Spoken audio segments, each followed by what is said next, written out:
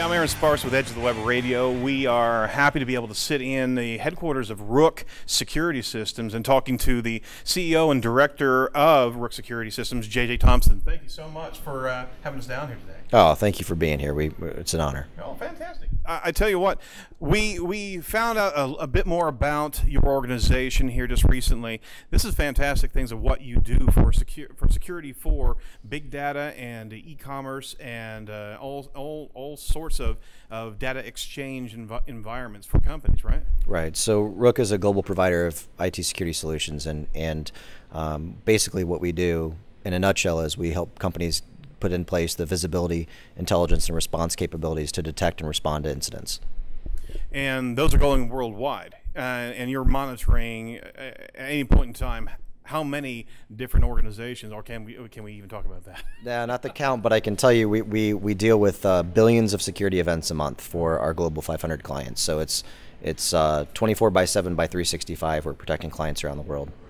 And that's something that I guess the regular, our listeners, or maybe the layperson doesn't realize, is that part of the new e-commerce infrastructure, the new data exchange infrastructure of the net, there's an investment that every company has to make to protect themselves, and there's a constant threat out there of assault and attack.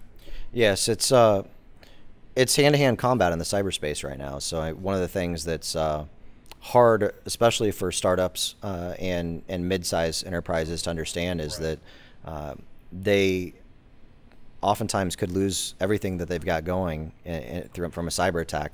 But the good news is that it's very preventable.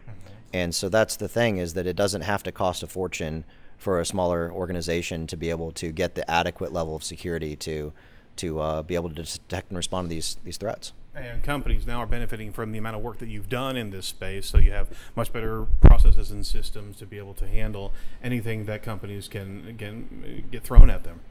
Right. Well, it's all about specialty, right? So if you're running a business that's really, really good at manufacturing widgets, your core competency is producing widgets. Right. So keep producing widgets and leave the protection of all of your intellectual property, your secrets, the cookbooks, the recipes that you're using to develop those widgets, your intellectual capital, right. Leave the protection of that to us. This company's been in existence since 2008. Can you tell me a little bit about your history and the history of Rook? Sure. So I actually got started in IT security when I was a middle schooler in West Lafayette, Indiana. Don't tell me you were one of those hackers the FBI was looking for. I was not a hacker that the FBI was looking for. So it's on the record. Yes.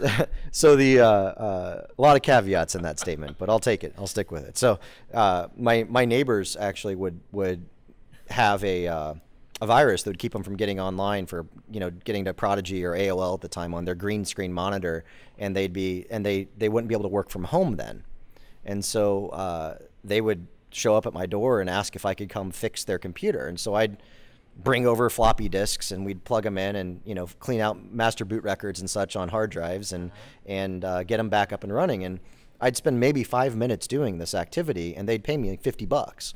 So for a sixth grader, that's awesome. I mean, hey, bring me some more problems, right? And so I started to get the thirst for that, and that paid a heck of a lot better than mowing the lawn, shoveling snow, and building furniture did. So it's all inside. And it was inside, right? Yeah. So that was good. And from there, I had some really good opportunities locally to grow and learn, especially through some great mentors on Purdue's campus, as well as right there locally in the area. And then from there, got some good experience when I left the state for school, and then worked for Ernst & Young doing crisis response, and started Rook out in the Bay Area.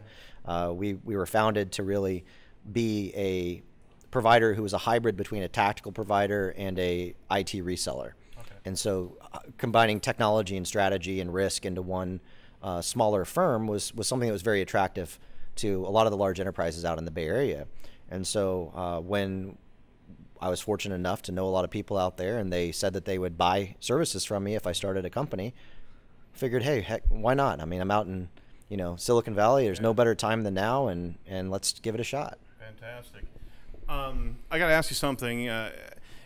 In your organization, in your field, right? And there's a few players that are in your field that are doing the very same thing, right? There's a lot these lot days. Yeah, everybody's hung out their shingle after they got laid off a couple years ago. Oh, wow. So on top of everything else, you have to also differentiate yourself from those organizations. Yep. And what are those unique propositions, those values that you have as opposed to other firms doing the same thing?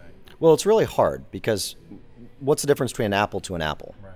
And so that's one of the hardest challenges that we have every day. So for example, we provide some managed security services. So 24/7 by 365, we monitor our clients' networks and data to make sure that we can detect hacks and attacks and anomalous behavior. To do that, there's no way you can be successful with 24/7 by 365 without, at a very minimum, 9 to 12 people fully dedicated around the clock, right? Right. Well, if there are plenty of people out there who are providing managed security services who have one person managing one tool for their customers, and they only do it 8 to 5. But they're selling that with the same descriptors as what we sell it as. And so it's now large enterprises don't struggle with that, but a lot of they know what to look for and what not to look for and how to evaluate providers correctly. But a lot of smaller and mid-sized companies often get lulled into that trap. Understood. So as an organization, you're also finding yourself having to evolve. In fact, the nature of the threats that you have, I mean, you're constantly having to evolve your strategies and seeing where they're coming from, and almost being able to recognize fingerprints of the same type of attack in a different place, under a different guise. Sure. I mean, what are some of your processes to actually evolve your security systems? Well, I'll touch on it, but a little bit. Some of that's top secret. Sure, so sure, if I told you, no, I'm just kidding. So it's staying ahead of the game is tough. Yeah, So that's, I mean, especially in this space. So what that really comes down to is we have fantastic partnerships with our clients, and there's a very big difference between being a tactical provider of a service and being a partner with somebody. We invest very heavily in learning their business, and one of the things that they do to help us is they continue to bring us management and executive and board problems that they want us to solve, not today, but tomorrow. And so we're constantly being inundated by our client base with these emerging challenges. And so we keep a very close eye out there on what's coming next, and we dream every day about how we can make things better. I mean, just today we're talking with one of our internal teams about how we can completely restructure the way that we're running that team. Now, some of the foundational components will be the same, but we constantly challenge the status quo and ask ourselves, if this is not working, what are we going to do? And then, try like heck to get out of the way of solving the problem, because that's one of the bigger challenges that bigger organizations struggle with is, how do you stay agile enough that you can adapt to what's coming next instead of focusing on what you used to do? And we run into that same trap too. So it's hard sometimes. Yeah, you just can't be reactive. You have to be proactive and actually start tackling the attacks before they even come. You also are getting, as I was listening to you describe that, you're also learning potential threats from other businesses of your clients, and you're knowing who their challenges or competitors are, and you're starting to really understand what different tactics they could employ, right? Maybe. Yeah, that could be for somebody in our industry. They could take that a couple different ways, but for most folks out there, the short end of it would be that we have a lot of visibility into a lot of different environments, and they trust us immensely with that. And so we're very careful about how to build walls internally to segment and protect their data while we're going out and utilizing the knowledge that we have to protect all of them at the same time. So what that means is really, if we see an attack trend where pick an industry is being targeted by this one Eastern European block of IPs that we know belongs to a known adversarial hacking group. Right. If we start to see an uptick in a certain type of attack from them, we can then fingerprint that attack type and proactively protect all the rest of our clients. So it's one of the nice value adds that a company like us has, whereas if you're company A, you don't see inside all these other companies' environments, so you can't proactively protect yourself from an impending attack. That's fantastic. And that's how it has to how it has to happen. As much as they're moving their IPs and they're moving where they're attacking from, you have to have that type of learning response to be able to predict, at least predict and challenge what's coming at them. Well, you're talking about predicting. Yeah. And if you don't, one of the things that's really cool about that is we've seen in the last year, because of gaps in tool sets that are available and what our clients wanted to do, we actually were able to create some tools that can predict attacks before they happen. And that sounds like a bunch of hocus pocus, and I don't disagree that it sounds ridiculous, but it's a little more simple than that. So for example, in social media, you see like Anonymous, for example, or other groups will go out in social media and say, hey, we have something that we believe very strongly in, we're against, pick whatever it is. Right. And then they start to go through this process, and they go through this process that first they're complaining, then they start grouping, and then they start turning into something where they're operationalizing what they're planning, and then they do it, and they execute these attacks. Well, they had to talk about it to coordinate. So there's chatter. So if we're integrated into all of these different locations on the web, and we see this chatter, we can predict the attack that's coming, know what the attack looks like, and be in a place where we can proactively shut it down. And so that's become a pretty hot thing for our clients, because there's not a lot of, actually I don't know of anybody who's doing that right now. And so that's another differentiator right there. You're actually doing active listening in these channels as opposed to just being a Band-Aid fix or a reactive arm. It's fantastic technology, in fact, fantastic market, our industry. Can you tell me a little bit about why Rook? What does Rook imply as an icon for you? Oh, the name? Yes, sir. So there's some good strategy involved in it. So the one thing that we like about the way that we do security, it's very outcome focused. And so being outcome focused means you're really starting with the end in mind and thinking about how is the client, if we tell them that they need to tune this configuration or they need to alter their strategy this way, what's the result of that going to be, and is that something that they want to do or they don't want to do? Okay.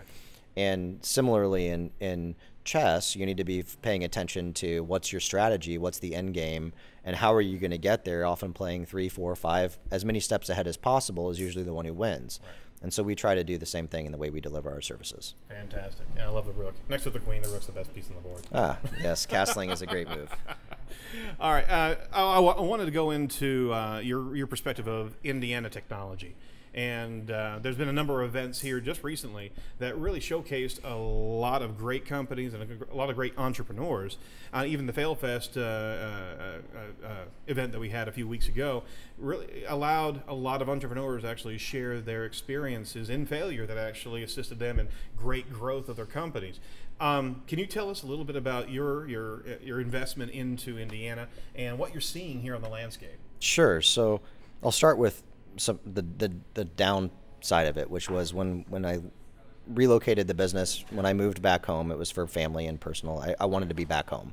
There's a good song that comes to mind about that, but it's just one of those things that, if you're from here, you either get it or you don't. Yeah. And this is home, and this is where I want to raise my family. And so after getting married, we decided to move back home.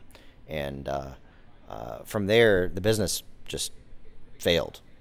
I mean, we went from 19 employees down to me, and I wasn't even able to pay myself for three months at one point, and almost went and had some really great people locally who were looking to hire me and to be a sales guy for them, in tech, which was cool. But it was a really tough time. That's a bit of a hit to swallow there. That was beyond hard. I mean, the only other time that was that hard was when the first month of being in business, I had $3,500 in the bank. And if I wouldn't have collected on the deliverables that we had, or on the revenue that we needed, I was going to be evicted the next day. So I actually have the eviction notice framed in the office here. But it's yeah. So there have been a few tough times, but what was really great about Indiana was that in coming home, well, first off, I felt like I was on the moon. I mean, I left here in high school, or after high school, and then came back, and it's a very I didn't know anybody in central Indiana. I mean, I grew up in West Lafayette and Sheridan, so it wasn't, but this was like, I didn't get how things were. So we've been very delicate in how we approach the market here until we got to know people. But if you want to get to know people, there's so many ways to get involved. You know, I went and joined the board for School on Wheels Indianapolis, which does tutoring for homeless kids. It's a fantastic organization that Sally Bentley set up, and then turned around and from there I met the person. I got on that board because of Harry Dans over at That's Good HR, who introduced me to that group, and fantastic guy in what he does, and he was a great coach too through this hard period for me. And then turned around and through some folks there, I met people at Indiana InternNet, and actually it was through somebody my wife knew from growing up in Fort Wayne together. And then, you know, got involved in that board, and so focusing on connecting students with internships to try to address the brain drain problem, and then serving there, you know, you get to meet other people. I mean, it is a small community, and it's a very close-knit community of people who passionately care about the state of Indiana and the success of the people who live here. And so there's no end to people who are out there proactively trying to do good things. I mean, look at I mean, even it's simple to point to, but Mike Langelier at TechPoint. I mean, that guy is the best tech evangelist. You know, I spent a lot of time in the Bay Area, and I never met anybody that was like Mike. I mean, he's the greatest thing to happen here for tech in a very long time, and it's very exciting when you sit with him. You feel the enthusiasm, the energy, and he's a connector, so he's helping people get out there. And then you pivot from there and go meet with, you know, the people in the tech community here who are just the leaders. I mean, you know, you meet, you know, Kelly from Apparatus, and you meet, you know, Bill Johnson at Jasubi, and you meet all these other fantastic innovators and leaders and people who have started great programs, and we're attracting more businesses here. I mean, Online Tech, a leading Midwest data center, just came here. You know, we've got Expedient, who just bought the old N-Frame data center. I mean, there's a lot of tech happening here, and it's a groundswell. And what I think that's from is because it's a ripe climate here. The government is paying attention. Local cities and municipalities and counties are paying attention. Everybody realizes that widgets are very good. The state of Indiana has been very good at dealing with predominantly corn and beans. Then it was into meats, and then turning into widgets, and that's what it's all been about. And so now we've got a lot of people who realize that there's so much intelligence here that we want to keep here, and so many great universities and campuses that are producing more and more great talent that, you know, there's all these companies now trying to gobble them up, and it's been really exciting. I mean, look at the Indie Extern program that TechPoint has. It's a bidding war for these students.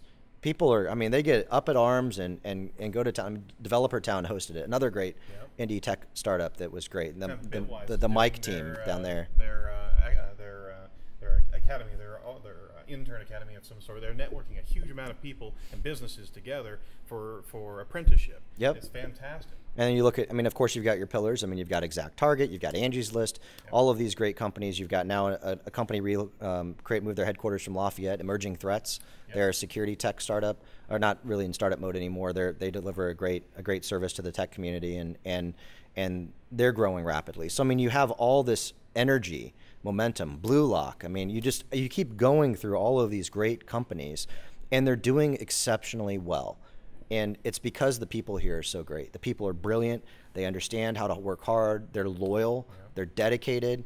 You know, it's an amazing chemistry. Then mix that in with a 30% longer runway for each dollar of capital that's invested versus the coast. You've got longevity. So you can be more strategic about how you play the game, and you can make those chess moves a few moves in advance and know that you can sustain that in a way that you can't do in other places. So it's just a fantastic area to be growing a tech firm. So your prediction for Indiana is going to keep on growing in that particular direction? Oh, without question. I mean, that's a foregone conclusion. The question is, how many great startups are we going to be able to see happen in the next couple of years, and make sure that we have the ecosystem to support them? I mean, the one downside is that financial services organizations here haven't really figured out how to lend for intellectual property. So lines of credit and understanding how to manage a line of credit for a startup effectively, or a early stage high growth tech firm, is not something that banks here are used to lending to. So we finally, you know, just for what it's worth, we finally BMO is doing a fantastic job of understanding some of those dynamics. It's one of the first that we had seen in the area who really got it. And then, of course, out on the coast, you've got banks like Silicon Valley Bank and others who are really good at understanding those dynamics of lending. But that's an area that definitely needs to improve here. Well, we're certainly seeing the growth. To wrap up, can you tell me what's on the big board back there? Yeah, sure. It So looks so cool. it is a simulation, okay? But it's a simulation of what are some key indicators in our environment for how we manage security for our clients, and so basically, there's the map is really something that's indicating the constant monitoring that we have. So our analysts are constantly paying attention to everything that goes bump in the night on our clients' networks, and and identifying those anomalies, investigating them, and turning them into incidents where appropriate, and tracking those to resolution. And then the other boards are really about key performance indicators. So while they're not wired up right now, so just to be clear, this is a little bit of security theater. Actually, it's a lot of bit of security theater. My geek was tickled there. Yeah, it's going to come to life this year, so you'll have to come back once it comes to life. But the processes are all there, and so they're managing to a very strict ITIL aligned security services delivery model, and doing a fantastic job of it. So another great win here is just, again, back to the talent, the young talent. So many smart people, and we've been so blessed to get so many of them to come here and be a part of our team. Fantastic. Well, thank you so much for the time, and we're certainly going to watch Rook. Any final thoughts for enterprise CIOs and CTOs that are dealing with, or are about to deal with, unfortunately, some of these same type of problems? Quick thoughts for them. Don't settle. There's better answers out there these days. I'm not just talking about what we do, but there are better answers than status quo these days. And so the challenge will come down to corporate mindset and culture. And so solving security challenges has more to do with managing residual risk and then the dynamics of the organization than it does about the technology. And so try to get away from technology-led security strategy. Fantastic. Well, thank you so much for your time today. I appreciate it greatly. Thank you so much. I really appreciate it.